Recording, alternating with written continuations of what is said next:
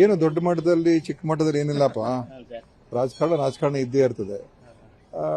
ನಾಳೆ ಶಾಸಕಾಂಗ ಸಭೆ ಕರೆದಿದ್ದಾರೆ. ಶಾಸಕಾಂಗ ಸಭೆಯಲ್ಲಿ ಏನು ಎಲ್ಲ ಶಾಸಕರ ಜೊತೆ ಚರ್ಚೆ ಮಾಡಿ ಅಲ್ಲಿಯ ತೀರ್ಮಾನವನ್ನು ನಮ್ಮ ವರಿಷ್ಠ ಮಂಡಳಿಗೆ ಅದನ್ನು ಸಲ್ಲಿಸಲಾಗುವುದು. ಸಿದ್ದರಾಮಯ್ಯನವರ ವಿಚಾರದಲ್ಲಿ ಇಂಥ ಒಂದು ದುಡುಕಿನ ನಿರ್ಧಾರ ತೆಗೆದುಕೊಳ್ಬಾರ್ದಾಗಿತ್ತು, ಕಾಂಗ್ರೆಸ್ ಪಥ ಶುರುವಾಗಿದೆ ಅಂತ ಬಿಜೆಪಿ ಅವರು ಹೇಳ್ತಿದ್ದಾರೆ. ನೋಡಿ, ಬಿಜೆಪಿ ಅವರು ಹೇಳೋದಕ್ಕೂ ಇದಕ್ಕೂ ಏನು ಸಂಬಂಧ ಇಲ್ಲ, ಆಯ್ತಾ. ಇದು ಪಕ್ಷದಲ್ಲಿ ಬಹಳ ಶಿಸ್ತಿನ ರೀತಿಯಾಗಿ ಇವತ್ತು ನಮ್ಮ ಪಕ್ಷ ನಡ್ಕೊಳ್ತಾ ಇದೆ. ಬಹುಶಃ ಬಿಜೆಪಿ ಅವರಿಗೆ ಅದನ್ನು ತಡ್ಕೊಳಕ್ ಆಗ್ತಾ ಇಲ್ಲ.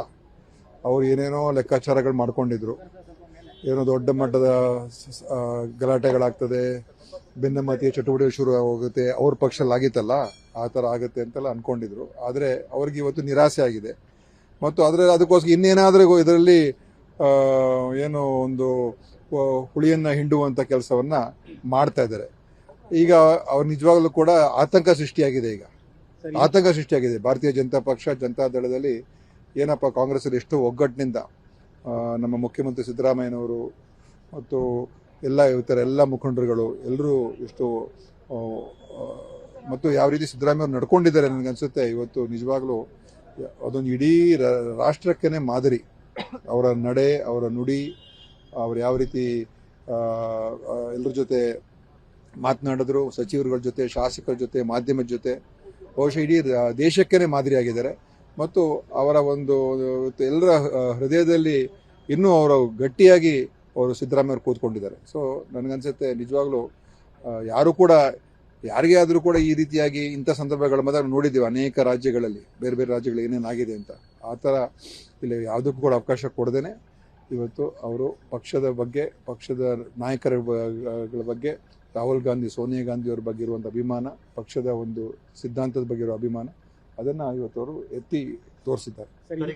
ಸಂಪುಟ ಪುನರಚನೆ ವಿಚಾರ ಬಹಳ ಚರ್ಚೆಗೊಳಪಡ್ತಾ ಇದೆ. ಅವೆಲ್ಲ ಇದ್ದೇ ಇರ್ತದೆ ನೋಡಿ. ಇವೆಲ್ಲ ನನಗೇನು ಗೊತ್ತಿಲ್ಲ, ಇವೆಲ್ಲ ಆಗುವಂಥದ್ದೇ. ಎಲ್ಲರೂ ಕೂತು ಚರ್ಚೆ ಮಾಡಿ ತೀರ್ಮಾನ ಮಾಡ್ತಾರೆ. ಅದಕ್ಕೋಸ್ಕರ ಅದು ಯಾವ ಪ್ರಕಾರ ಮಾಡಬೇಕು, ಹೇಗೆ ಮಾಡಬೇಕು, ಅದು ತೀರ್ಮಾನ ಆಗ್ತದೆ. ಬಟ್ ಒಂದೇನಂತ ಹೇಳಿದ್ರೆ, ಇದರಲ್ಲಿ ಯಾವುದೇ ರೀತಿಯ ಎಲ್ರಿಗೂ ಆಸೆ ಇದ್ದೇ ಇರ್ತದೆ, ಎಲ್ರಿಗೂ ಮಾಡೋಕ್ಕೂ ಆಗೋದಿಲ್ಲ. ಎಷ್ಟು ಜನ ಸಾಧ್ಯ ಆಗುತ್ತೆ ಮಾಡ್ತಾರೆ. ಆದರೆ ಮುಂದಿನ ದಿವಸ ನಮ್ಮ ಮುಂದಿನ ದೃಷ್ಟಿ ಇರುವಂಥದ್ದು ಒಳ್ಳೆಯ ಆಡಳಿತ. ಇದುವರೆಗೂ ಕೊಟ್ಕೊಂಡು ಬಂದಿದ್ದೇವೆ. ಈ 3 ವರ್ಷನೂ ಕೂಡ ಅದ್ಭುತವಾದ ಆಡಳಿತ ನಮ್ಮ ಸರ್ಕಾರ ಕೊಟ್ಟಿದೆ, ಸಿದ್ದರಾಮಯ್ಯ ಸರ್ಕಾರ. ಆದರೆ ಈ ಕೆಲವು ವಿಚಾರಗಳಿಂದ ಅದು ಅಷ್ಟು ಹೈಲೈಟ್ ಆಗ್ತಾ ಇರಲಿಲ್ಲ. ಪ್ರತಿ ಇಲಾಖೆಯಲ್ಲಿ ಪಾರದರ್ಶಕವಾದ ಆಡಳಿತ, ಎಲ್ಲ ಕಡೆ ಕೌನ್ಸಿಲಿಂಗಿನ ವ್ಯವಸ್ಥೆ ತಂದಿರುವಂಥದ್ದು, ಭ್ರಷ್ಟಾಚಾರ ಕಡಿವಾಣ ಹಾಕುವಂಥದ್ದು, ಅನೇಕ ಯೋಜನೆಗಳು, ಕಾರ್ಯಕ್ರಮಗಳು ಪ್ರತಿ ಇಲಾಖೆಯಲ್ಲಿ, ನನ್ನ ಇಲಾಖೆ, ಕಂದಾಯ ಇಲಾಖೆ, ಕಾರ್ಮಿಕ ಇಲಾಖೆ, ಎಲ್ಲ ಇಲಾಖೆಗಳು ತಗೊಳ್ಳಿ ನೀವು. ಎಲ್ಲದರಲ್ಲೂ ಎಷ್ಟು ಸುಧಾರಣೆ, ಎಷ್ಟು ಬದಲಾವಣೆಗಳಾಗಿದೆ. ಅದರಿಂದ ಅದನ್ನು ಮುಂದುವರಿಸ್ಕೊಂಡು ಹೋಗಿ ಮುಂದಿನ ಚುನಾವಣೆಯಲ್ಲಿ ಗೆಲ್ಲೋದೇ ನಮ್ಮ ಉದ್ದೇಶ ಆಗ್ತದೆ ಹೊರತು, ಕೆಲವರಿಗೆ ಒಬ್ಬರಿಬ್ಬರಿಗೆ ನೋವು ಆಗ್ಬೋದು, ಅದನ್ನು ನಾವು ಸಮಾಧಾನ ಮಾಡ್ಕೊಂಡು ಮುಂದೆ ಹೋಗ್ಬೇಕಾಗ್ತದೆ. ಸಂಪುಟದಲ್ಲಿ ಈ ಬಾರಿ ಸರ್ ಎಲ್ಲ 5 ಜನ ಹಿರಿಯರನ್ನ ಹೊರತುಪಡಿಸಿ ಎಲ್ಲರನ್ನೂ ಕೂಡ ನೋಡಿಪ್ಪ, ಇದೆಲ್ಲ ಗಾಳಿ ಸುದ್ದಿಗಳಿಗೆ ಉತ್ತರ ಕೊಡೋಕ್ಕಾಗಲ್ಲ. ಅದು ಮತ್ತು ಇವೆಲ್ಲ ವದಂತಿಗಳು ಯಾವುದೂ ಏನಿಲ್ಲ. ಅಂತಿಮವಾಗಿ ಕೂತ್ಕೊಂಡು ಚರ್ಚೆ ಮಾಡಿ ತೀರ್ಮಾನ ಮಾಡ್ತಾರೆ. ಸಿದ್ದರಾಮಯ್ಯ ಅವರು ಇರ್ತಾರೆ, ಮತ್ತು ಮುಂದಿನ ಯಾರು ಮುಖ್ಯಮಂತ್ರಿ ಆಗ್ತಾರೆ ಅವರು ಇರ್ತಾರೆ, ಆಮೇಲೆ ನಮ್ಮ ಉಸ್ತುವಾರಿಗಳು ಇರ್ತಾರೆ, ಆಮೇಲೆ ನಮ್ಮ ACC ವರಿಷ್ಠರು ಇದ್ದೇ ಇರ್ತಾರೆ. ನೋಡಪ್ಪ, ಇವೆಲ್ಲ ನಾನು ಯಾರಿಗಾದ್ರೂ ಕೊಡ್ಬೋದು, ನನಗೆ ಕೊಟ್ಟರೆ ಕೊಡ್ತಾರೆ, ಇಲ್ಲಿ ಆದ್ರೆ ಇಲ್ಲ. ಅದೇ ದೊಡ್ಡ ವಿಷಯ ಏನಲ್ಲ ನೋಡಿ. ಇವೆಲ್ಲ ವದಂತಿಗಳಿಗೆ ಹೆಂಗೆ ನಾನು ಉತ್ತರ ಕೊಡ್ಲಿ ಅಲ್ವಾ?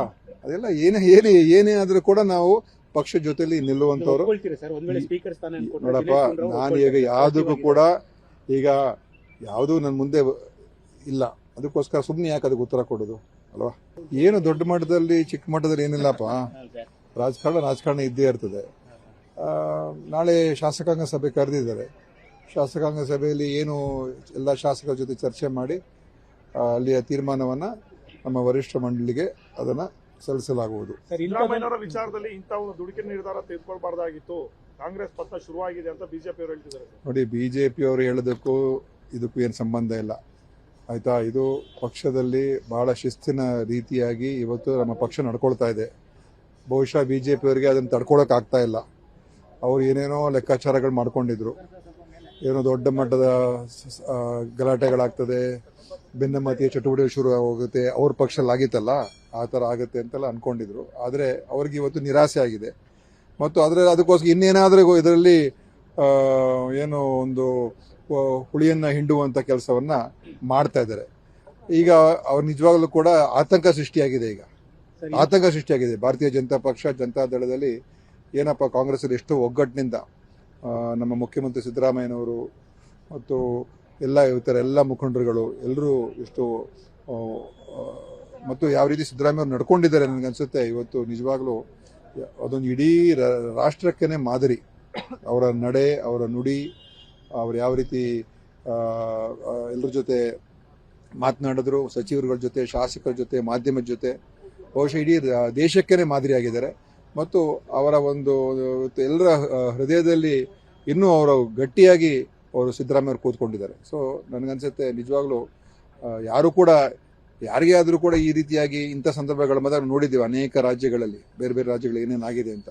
ಆ ಥರ ಇಲ್ಲಿ ಯಾವುದಕ್ಕೂ ಕೂಡ ಅವಕಾಶ ಕೊಡದೇನೆ ಇವತ್ತು ಅವರು ಪಕ್ಷದ ಬಗ್ಗೆ, ಪಕ್ಷದ ನಾಯಕರ ಬಗ್ಗೆ, ರಾಹುಲ್ ಗಾಂಧಿ, ಸೋನಿಯಾ ಗಾಂಧಿ ಅವರ ಬಗ್ಗೆ ಇರುವಂಥ ಅಭಿಮಾನ, ಪಕ್ಷದ ಒಂದು ಸಿದ್ಧಾಂತದ ಬಗ್ಗೆ ಇರೋ ಅಭಿಮಾನ, ಅದನ್ನು ಇವತ್ತು ಅವರು ಎತ್ತಿ ತೋರಿಸಿದ್ದಾರೆ. ಸಚಿವ ಸಂಪುಟ ಪುನರ್ರಚನೆ ವಿಚಾರ ಬಹಳ ಚರ್ಚೆಗೆ ಒಳಪಡ್ತಾ ಇದೆ. ಅವೆಲ್ಲ ಇದ್ದೇ ಇರ್ತದೆ ನೋಡಿ. ಇವೆಲ್ಲ ನನಗೇನು ಗೊತ್ತಿಲ್ಲ.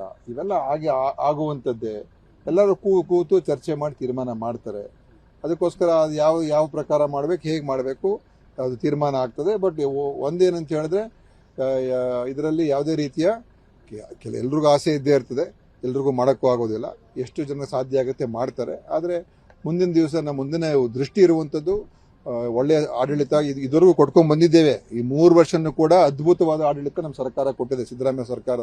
ಆದರೆ ಈ ಕೆಲವು ವಿಚಾರಗಳಿಂದ ಅದು ಅಷ್ಟು ಹೈಲೈಟ್ ಆಗ್ತಾ ಇರಲಿಲ್ಲ. ಪ್ರತಿ ಇಲಾಖೆಯಲ್ಲಿ ಪಾರದರ್ಶಕವಾದ ಆಡಳಿತ, ಎಲ್ಲ ಕಡೆ ಕೌನ್ಸಿಲಿಂಗಿನ ವ್ಯವಸ್ಥೆ ತಂದಿರುವಂಥದ್ದು, ಭ್ರಷ್ಟಾಚಾರ ಕಡಿವಾಣ ಹಾಕುವಂಥದ್ದು, ಅನೇಕ ಯೋಜನೆಗಳು, ಕಾರ್ಯಕ್ರಮಗಳು ಪ್ರತಿ ಇಲಾಖೆಯಲ್ಲಿ, ನನ್ನ ಇಲಾಖೆ, ಕಂದಾಯ ಇಲಾಖೆ, ಕಾರ್ಮಿಕ ಇಲಾಖೆ, ಎಲ್ಲ ಇಲಾಖೆಗಳು ತಗೊಳ್ಳಿ ನೀವು. ಎಲ್ಲದರಲ್ಲೂ ಎಷ್ಟು ಸುಧಾರಣೆ, ಎಷ್ಟು ಬದಲಾವಣೆಗಳಾಗಿದೆ. ಅದರಿಂದ ಅದನ್ನು ಮುಂದುವರಿಸ್ಕೊಂಡು ಹೋಗಿ ಮುಂದಿನ ಚುನಾವಣೆಯಲ್ಲಿ ಗೆಲ್ಲೋದೇ ನಮ್ಮ ಉದ್ದೇಶ ಆಗ್ತದೆ ಹೊರತು ಕೆಲವರು ಒಬ್ಬರಿಬ್ಬರಿಗೆ ನೋವು ಆಗ್ಬೋದು. ಅದನ್ನು ನಾವು ಸಮಾಧಾನ ಮಾಡ್ಕೊಂಡು ಮುಂದೆ ಹೋಗ್ಬೇಕಾಗ್ತದೆ. ಸಂಪುಟದಲ್ಲಿ ಈ ಬಾರಿ ಸರ್ ಎಲ್ಲ 5 ಜನ ಹಿರಿಯರನ್ನ ಹೊರತುಪಡಿಸಿ ಎಲ್ಲರನ್ನೂ ಕೂಡ ನೋಡಿಪ್ಪ, ಇದೆಲ್ಲ ಗಾಳಿ ಸುದ್ದಿಗಳಿಗೆ ಉತ್ತರ ಕೊಡೋಕ್ಕಾಗಲ್ಲ. ಅದು ಮತ್ತು ಇವೆಲ್ಲ ವದಂತಿಗಳು ಯಾವುದೂ ಏನಿಲ್ಲ. ಅಂತಿಮವಾಗಿ ಕೂತ್ಕೊಂಡು ಚರ್ಚೆ ಮಾಡಿ ತೀರ್ಮಾನ ಮಾಡ್ತಾರೆ. ಸಿದ್ದರಾಮಯ್ಯ ಅವರು ಇರ್ತಾರೆ, ಮತ್ತು ಮುಂದಿನ ಯಾರು ಮುಖ್ಯಮಂತ್ರಿ ಆಗ್ತಾರೆ ಅವರು ಇರ್ತಾರೆ, ಆಮೇಲೆ ನಮ್ಮ ಉಸ್ತುವಾರಿಗಳು ಇರ್ತಾರೆ, ಆಮೇಲೆ ನಮ್ಮ ACC ವರಿಷ್ಠರು ಇದ್ದೇ ಇರ್ತಾರೆ. ನೋಡಪ್ಪ, ಇವೆಲ್ಲ ನಾನು ಯಾರಿಗಾದ್ರೂ ಕೊಡ್ಬೋದು, ನನಗೆ ಕೊಟ್ಟರೆ ಕೊಡ್ತಾರೆ, ಇಲ್ಲಿ ಆದ್ರೆ ಇಲ್ಲ. ಅದೇ ದೊಡ್ಡ ವಿಷಯ ಏನಲ್ಲ ನೋಡಿ. ಇವೆಲ್ಲ ವದಂತಿಗಳಿಗೆ ಹೆಂಗೆ ನಾನು ಉತ್ತರ ಕೊಡ್ಲಿ ಅಲ್ವಾ? ಅದೆಲ್ಲ ಏನೇ ಆದ್ರೂ ಕೂಡ ನಾವು ಪಕ್ಷ ಜೊತೆಲಿ ನಿಲ್ಲುವಂತವ್ರು. ನೋಡಪ್ಪ, ನಾನು ಈಗ ಯಾವುದಕ್ಕೂ ಕೂಡ ಈಗ ಯಾವುದೂ ನನ್ನ ಮುಂದೆ ಇಲ್ಲ. ಅದಕ್ಕೋಸ್ಕರ ಸುಮ್ಮನೆ ಯಾಕೆ ಅದಕ್ಕೆ ಉತ್ತರ ಕೊಡೋದು ಅಲ್ವಾ?